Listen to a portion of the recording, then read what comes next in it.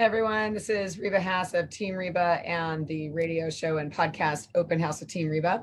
And it is Tuesday, July 21st. I've got a little bit of a sore throat because I haven't had a lot of sleep lately. Many of you know I had a kind of a scary event this last weekend with my dog having a flipped stomach, which was something I knew about, but didn't realize golden retrievers suffered from on occasion. But anyway, Rusty's doing great. For those of you who are friends of mine here on Facebook and seeing some of my posts, he's doing great. But I am keeping a very, very close eye on him. Other things that we're keeping a close eye on, though, is what's going on in the real estate market. So many of you know from the live updates that I have been doing with Eric Osnes, my co-host of Open House with Team Reba. We've been watching since the beginning of kind of the coronavirus impacting the markets and just, everything in general, of course. We've been watching what's happening with the sales, transaction count, what's happening with financing and all of that. And because there's always a lot of fear around, well, that usually means a good thing for mortgage rates. So they continue to be really, really good. And that's showing up in how frequently people are doing transactions now. So I'm going to show you a couple of comparisons today, just so we can kind of get that out there, because it's been doing exactly what Eric and I have been talking about for the last couple of months now. And I'm going to express that to you here in real numbers with the historical elements that we've been doing here. I know it's super fancy with me and my little whiteboard, but this is from April 3rd. And April 3rd, the 7-day market watch, because we were going into shutdown for a brief period of time being non-essential, we had at the time pending, 1,850 transactions. Sold was pretty close to that. Not a lot of new listings because we're down at 1337, right? Back on market, price reductions were at 507, price increases at 125. Now, we continue going on every Tuesday and Friday after that, and we start seeing some trends. Good gosh, this thing's gonna like blow all over on me, sorry. But here's the thing. Sure enough, new listings went down because now we couldn't do anything. We were in shutdown mode. Back on market also went down, which was expected. Price reductions already started to increase because we know some people are like, oh crap, we need to get this place sold. And maybe we've missed the mark or we're concerned what's going to happen. Pendings went down, but that's because nobody could get out, right? Numbers of solds were continuing to stay relatively stable, partly because we had 17,000 transactions already in process when this all happened, right? So these are some of the rates that were going on. VA was at 2.75, conventional was running between 3.25 and 3.375 at the time. So our pendings went down a little bit. Then we went to April 21st. Rates were doing really, really well. Jumbos started going above 4% at that time because, again, markets kind of freaked out. Jumbos considered a riskier loan for the lenders, and those are what are called a portfolio loan. So usually the bank that creates that loan holds it in their portfolio, meaning within their asset base. They don't sell it on the secondary market in most cases. So we started seeing some reaction in the higher risk categories, right? April 24th, we had almost the exact same rates going on. We ended up having conversations about what was impacting the jumbo market, and higher down payments were now being required. Higher reserves were being required, meaning like, what do you have in the bank after you close, right? Because they want to make sure you had more than enough to be able to handle if suddenly a job disappeared or what have you, or an illness happened and now you couldn't work, right? Now we went into May. Because now we're back to limited essential. At this stage, we're starting to open up also the other people who support the real estate industry. The financial sector had been going the whole time, right? They knew they still had to keep things happening there. And again, we've mentioned this before, the real estate and finance industries combined, and all the ancillary services around that are about 17% of the gross domestic product. So this is a huge sector of the economy, right? So thankfully, this was still kept open, and people are responding, not just in purchases, but the refinance market also went just crazy, because now we saw rates that were even lower than when we were at the end of the housing crisis from 2007 to 2010. Now, I know that I talk about that time period as a longer period than most people, but that's because Eric and I, we were even talking at that point, August 2nd, 2007 is when we saw everything go into free fall. So we've been watching really closely what's happening here. Because remember, interest rates back in 2007 at that point were like at 5.5%, 6%. So compare that to where we are today, May 15th. 15-year loans were at 2.75. FHA and VA was at 2.75. Conventionals at 3.25, and jumbos were at 4.25. Still great in comparison, right? Again, fear affecting the market, and the Fed also intervening to make sure that things didn't go to hell in a handbasket, right? But now we have, okay, now we're over 2,000 new listings a week, right? We're at 2236 at that stage. Pendings have now also been continuing to climb. So at this stage, we're at 2939. Now we're at 3182. Back on markets, people who needed to do adjustments, that's fine. Interestingly enough, the solds went down, but that's because now we're about a month past that timeline in April where we had the shutdown. So we expected to see this. Okay, we expected to see that. Price reductions, though, you can see how it kept growing a little bit, 765 to 890 here, right? Then mid-May, same thing. We've got more pendings going up to 3474. You guys are probably wondering where I'm going with all this. Saw about the same on price reductions. Going into June.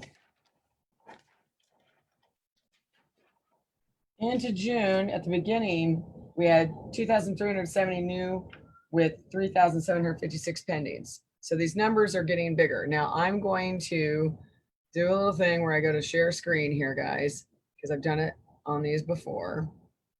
And I want you to see where we're at literally as of today and this moment. So you're currently looking at what is the market watch. You can also see some names of my clients, but this market watch on the left-hand side of my screen, new listings, we're still only at 2031, right?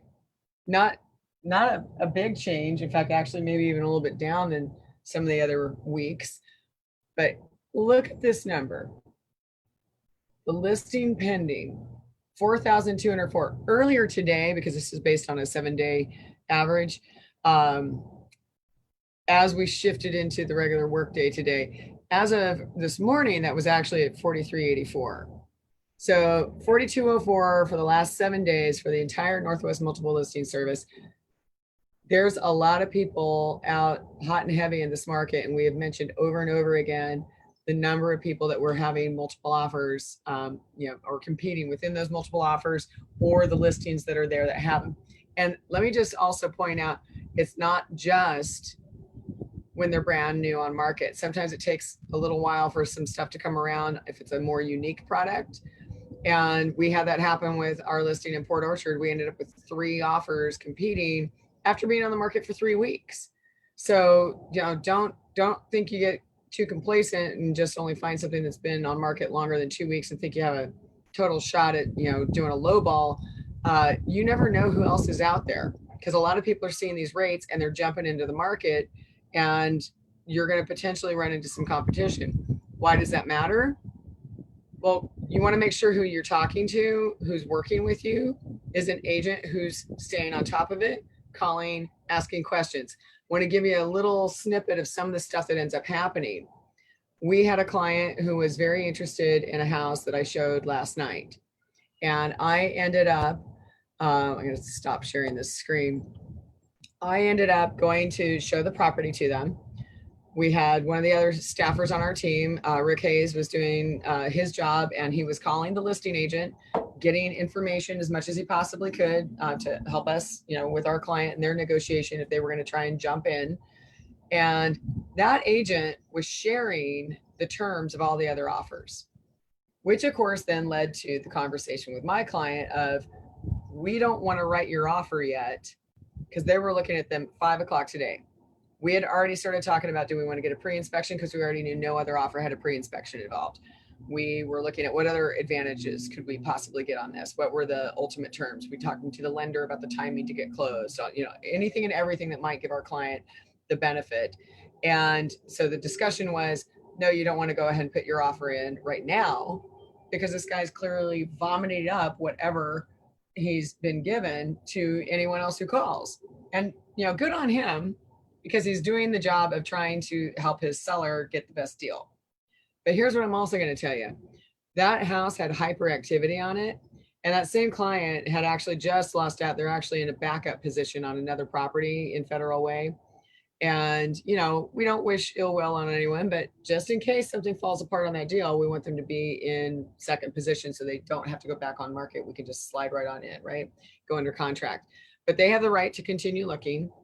And this house I showed them last night, wasn't nearly as nice and was starting to creep up in the same price point. And I will say my client pointed out they had, as they put it, cheated on me over the weekend and asked another company to show them a house because I happened to be taking a couple of days off. And they regretted that, partly because here's the difference. The house that they put a backup offer on or competed very strongly with, and there were multiple pre-inspections on that. That particular property was rather pristine. No house is perfect, but it was great. Really, really great condition.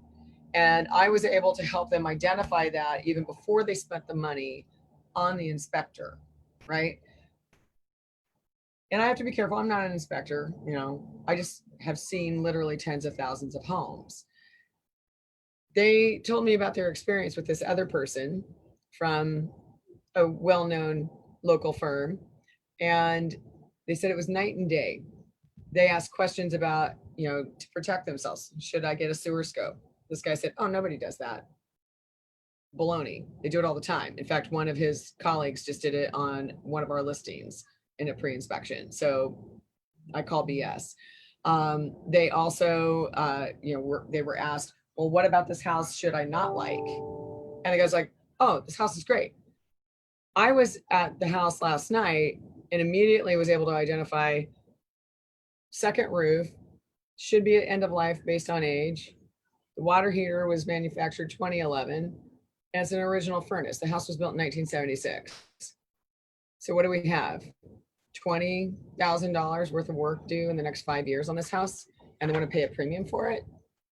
You have to get really, really honed in on what's important and know where your finances stand, because they were about to go outside of their comfort level on this price point for a house that was nowhere close to the one they have as the backup.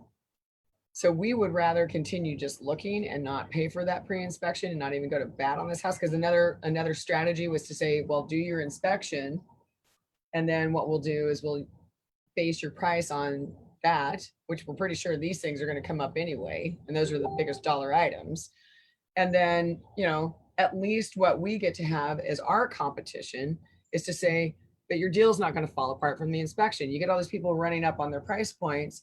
They're going to expect that you get to needle them on the price during negotiations on the inspection process. So we can't suggest enough that you do good quality research on the person you're working with, that they understand these types of things and can guide you through. Does that seem maybe a little backward? I'm teaching you how to do that so you know how to interview other people. Yeah, could you just hire me? Yes, you could. But many of you already know agents that you like and trust, or might end up meeting somebody, or you're not even in my area. That's the other thing. I'm talking about this stuff because most of what I'm discussing right now applies across the nation. These are tips that anybody can use to make their experience in real estate better. If you're going to design your life, and your real estate is going to be part of that, so we're now calling it redesign your life, you need to really understand the most important things and make your buying decisions on those rather than strictly emotion. You can use your brain and your heart at the same time. It is possible. So I'm going to finish up because my neighbor Klaus apparently has come out and decided to be part of the show. So you guys take care, and I'm going to go calm Rusty down right now. Take care. Bye.